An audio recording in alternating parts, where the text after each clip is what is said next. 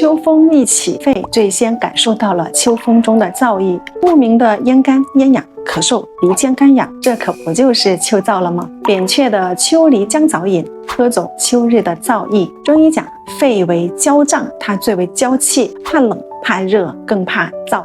经典古方扁鹊40救急食方当中所记载的秋梨姜枣饮，润燥止咳。秋梨1个，生姜3片，红枣3枚，冰糖5到10克。做的时候将秋梨洗净去核切块，和姜片、红枣一起下锅，加清水500毫升，大火烧开之后转成小火煮20分钟。出锅之前加入冰糖，如果患有糖尿病或不喜欢吃太甜的，也可以不加冰糖。秋天的下午茶就选它吧。